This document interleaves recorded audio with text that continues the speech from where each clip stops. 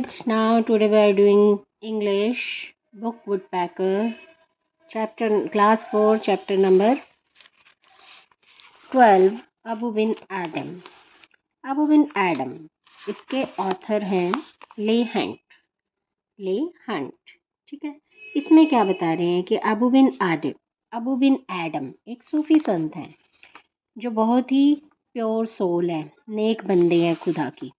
और इसमें ऑथर ये बता रहा है कि अबू बिन जैसे लोग दुनिया में बहुत होने चाहिए। अगर इस दुनिया में अबू बिन एडम जैसे लोग होंगे तो ये दुनिया बहुत ही सुंदर और बहुत ही प्यारी होगी। ठीक है, तो अब हम इसको स्टार्ट करते हैं। अबू बिन एडम में his tribe increase awoke one night from a deep dream of peace and saw within the moonlight in his room, making it rich and like a lily in bloom. And then Abu bin Adam में his tribe increase, जैसे author ने हमें बोला है कि अबू बिन Adam जैसे लोग दुनिया में बहुत ज़्यादा होने चाहिए। और एक दिन क्या होता है, अबू बिन एडम एक गहरी awoke one night from a deep dream of peace, एक गहरी नींद में सो रहे होते हैं शांति से। और क्या होता है, एक रात वो जब गहरी नींद में सो रहे होते हैं तो वो अचानक से जाग जाते हैं। अचानक से जब जाग जाते हैं तो क्या देखते हैं, and saw with in the moon light in his room, और उनके रूम में एक बहुत तेज़ चांद की रोशनी की तरह एक बहुत तेज़ रोशनी पूरे कमरे में फैली हुई है, making it rich and like a lily in Bloom.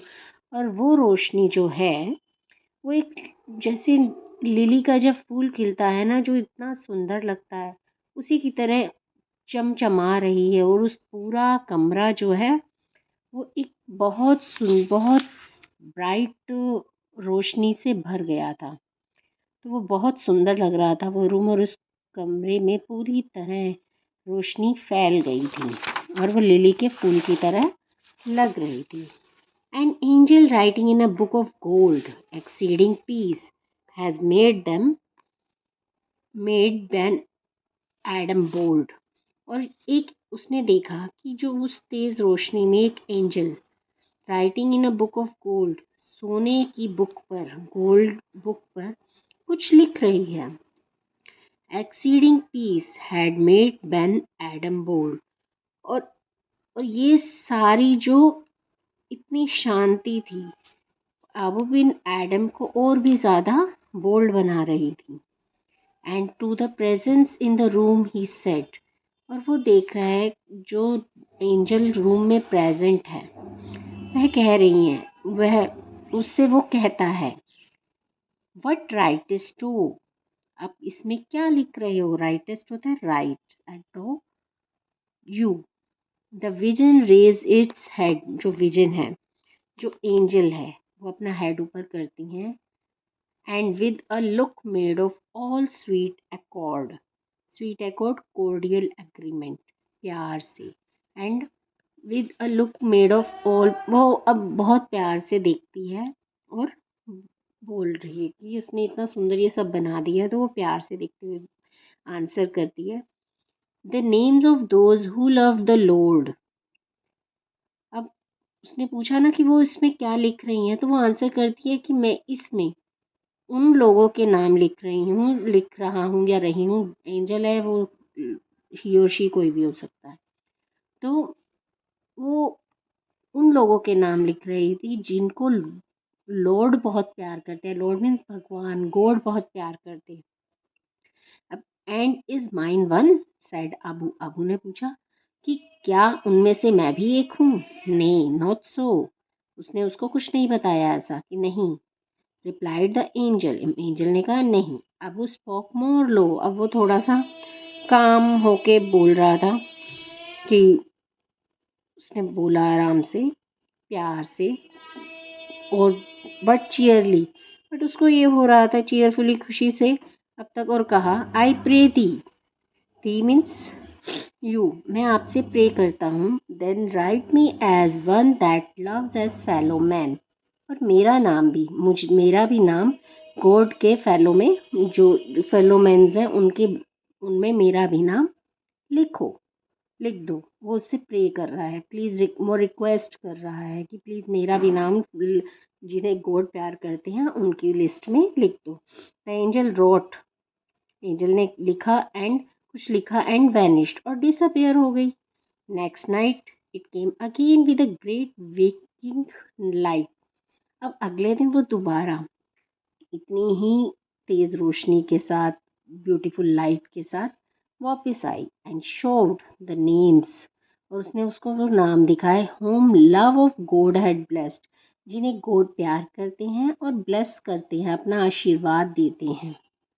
And lo Ben Adhem's names led, और देखो बेन एडम्स का नाम क्या था, लेड। लेड मतलब एट द टॉप, मतलब सबसे ऊपर था उस लिस्ट में, all the rest. And lo Ben Adhem's name led all the rest, मतलब बेन एडम का नेम जो था उस लिस्ट में सबसे ऊपर था।